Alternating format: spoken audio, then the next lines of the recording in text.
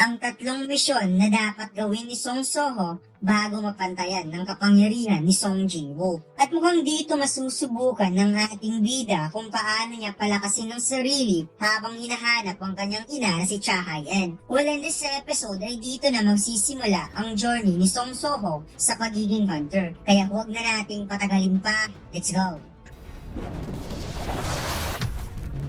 Nagsimula ang chapter na ito kung saan tagumpay na na-obtain ng ating bida ang shadow extraction skill at kagad niya itong ginamit sa tatlong bangkay ng goblins. Nagulat si Soho sa kanyang nakita dahil ang Goblin Centurion ay sobrang liit at napakahina. Kaya siya ay napatanong kung ito ba yung skills na shadow extraction. Akala ko maganda ang skills na to.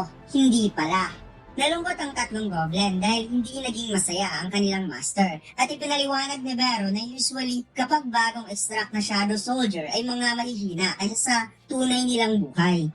Natanong naman ni Soho kung bakit sobrang liit nila at gaano sila kahina. Sagot ni Vero, level 1 pa kasi sila at mahina ng konti lang naman. Napaigti nga itong si Soho dahil sabi pa ng system mawawala daw ang mga shadow soldier na ito pagkatapos ng ilang araw. Kaya natanong ni Vero kung wala bang skill si Soho na shadow storage. Sagot ni Soho, no I don't. Kaya parang sumakit ang ulo ni Vero dahil parang walang kwenta yung shadow extraction at hindi gaano kaganda katulad kay Jinwoo. At naisip niya na baka dahil ito sa intelligence stats kaya naapektuhan ng shadow authority. Since nakafocus nga itong si Soho sa strength, kaya sinabi na lamang niya na magiging maganda din ang skills na yan katagalan dahil alam niyang napaka-amazing talaga ng shadow extraction na yan. Nasagot naman ni Soho, alam ko naman yon kaya huwag ka nang malungkot para sa akin, Vero. Maya-maya nakaramdam ng gutom si Soho at narealize niyang 2 araw pala siyang hindi kumakain dahil nakatulog lang siya sa hospital mula nung nangyari ang Mistburn Monster Incident sa Korean Arts University.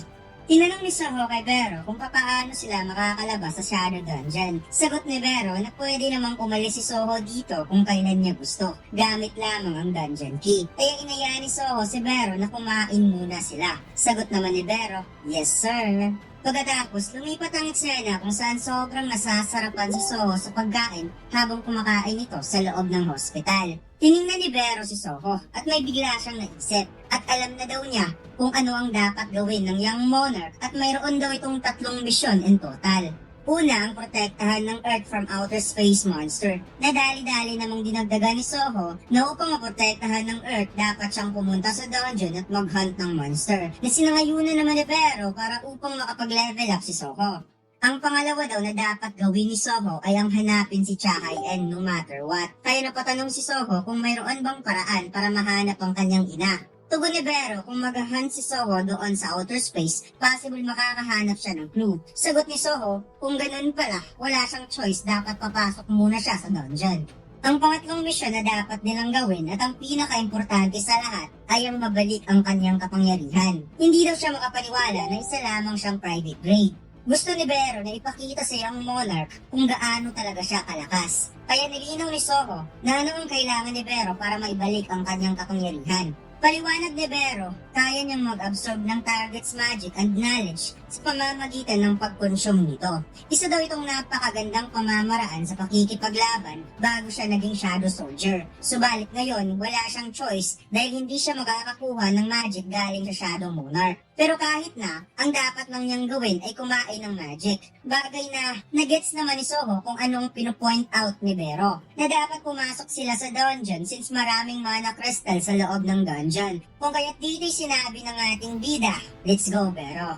Sinabi ni Vero na dapat kumuha muna ng licensed hunter si Soho bago ito makapasok sa loob ng dungeon. Kaya sinabi niya kay Soho, let's go to Hunter Association for Magic Measurement.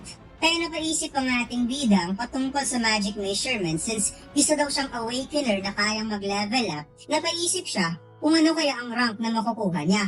What if ang lalabas sa measurement ay isa pala siyang S-rank awakener?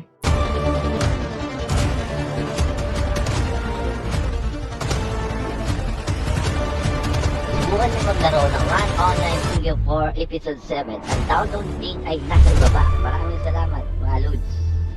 Lumipat ang eksena sa Hunter Association at dito'y nakuha na ng ating bida ang Hunter License at siya ay mayroong Magic Level 46. Isa siyang E-Rank Awakener.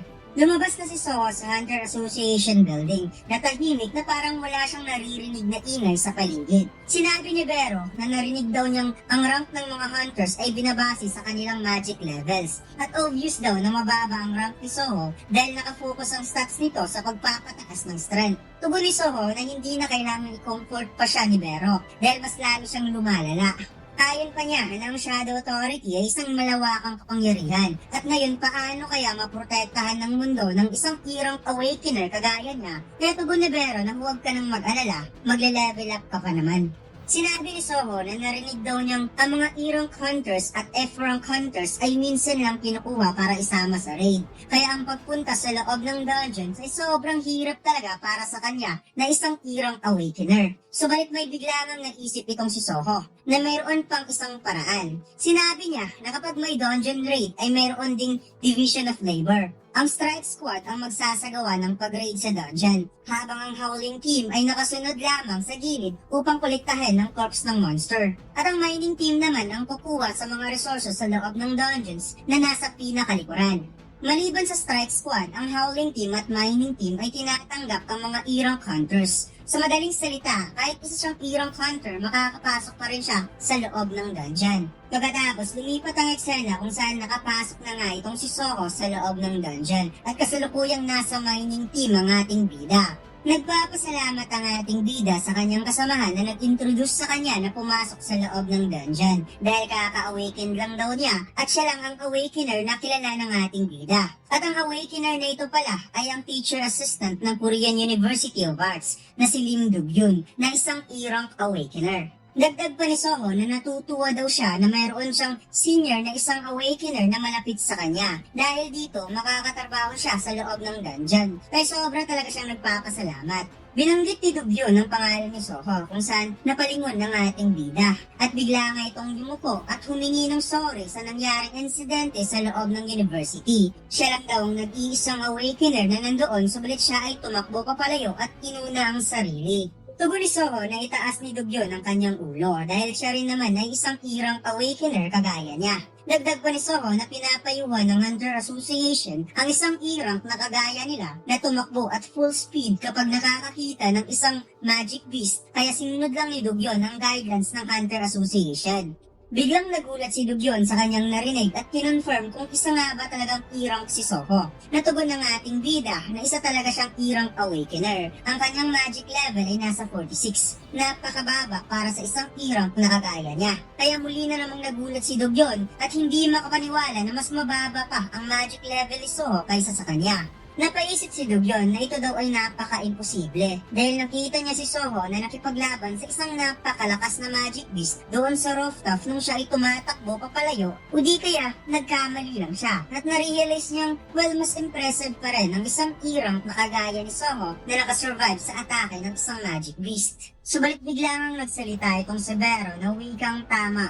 Yan ang young monarch, napaka-extraordinary. Kung kaya't nagkatinginan ng dalawa at biglang natumba si Duk-yun sa takot at napasigaw na mayroon daw magic beast. Nainis si Soho kung bakit bigla na lamang nagpakita itong si Vero. Paliwanag ng insekto na ang young monarch sa ngayon ay napakahina pa, kagaya ng isang ant larva. So kahit maliit man siya sa paningin, makakatulong siya kay Soho kapag nasa tabi siya nito palagi. At ito nga talaga yung authentic na pag-uugali ni Vero mga lods mula pa nung una. Na gusto niya na lagi siyang nasa tabi ni Jinwoo. At makikita mo talaga ang loyalty ni Vero. Tumayo si Duk-yun at na-realize na isa palang summoning awakener itong si Soho na sinangayunan naman ng ating bida. Kaya napatugon si Duk-yun na napakaswerte daw ni Soho dahil maraming mga E-rank awakener na walang ganyang skills. At pinagmamayabang pa ni Duk-yun na bilang isang E-rank din, mayroon daw din siyang running skills. Natugon naman ng ating bida, kaya pala, ang lakas mong tumakbo.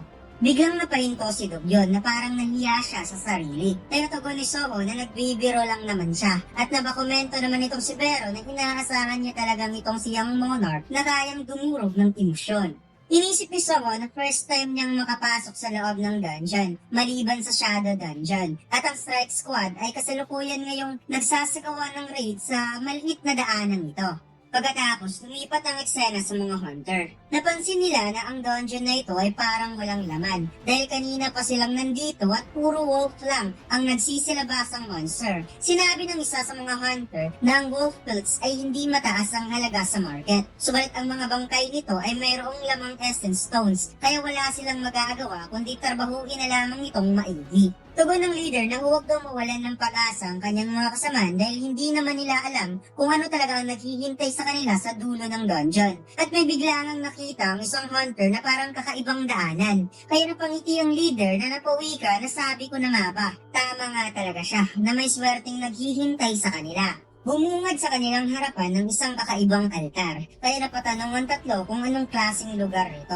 Parang nag-iiba at nagsuggest ang isang hunter na lumabas muna sila at hihingi sila ng backup. Tugon ng isa pang hunter na wala daw siyang nararamdamang magic beast sa lugar na ito gamit ang kanyang detection skills. Kaya siya ay napatanong kung ano kaya ang pinupunto ng kakaibang lugar na ito at ano kaya ang dapat nilang mahanap. Natugon naman ng isa pang hunter na baka malay nila mayroong tinatagong kayamanan sa lugar na ito instead of dungeon boss. At dito ay nakita nila ang isang napaka-unusual na espada na nakabaon sa gitna ng altar.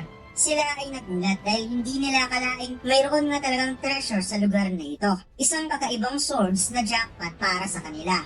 Tugon ng squad leader na kailangan nilang ipasses ang value ng weapon. Ngunit alam niyang mukha pa lang malaki na ang halaga nito. Sinabi ng isa sa mga hunter na ang mga treasure sa loob ng dungeon ay palaging may bantang panganib, kaya kailangan nilang mag-ingat. It's turned out na ang pangalan ng hunter na ito ay si Kim Yung-jun, at nilapitan niya ang espada upang subukang hilain. Kaya binalaan siya ng squad leader na huwag niya itong gawin dahil siya mismo ang nagsabing ang mga treasure ay usually mayroong traps. Nasagot naman niyang kahit mayroon pa itong traps, siya ay isang zero counter tank. Kaya niyang i-handle kahit anong klaseng trap magic. Hinawakan niya ang espada at bigla siyang nakaramdam ng napakalakas na mana na parang napasok siya sa loob ng isang domain at nagbukas ang napakaraming mata. Umapaw ang napakatinding kulay pula na mana sa espada, bagay na ikinabahala ng kasamahan niyang hunter, subalit wala namang kakaibang nangyari kay Kim Jong-un. Kaya napabuntong hininga na lamang ang squad leader at inisip na wala palang trap, subalit bigla siya nitong inatake at pinugutan ng ulo, at makikitang kaagad tumasik ang ulo ng squad leader.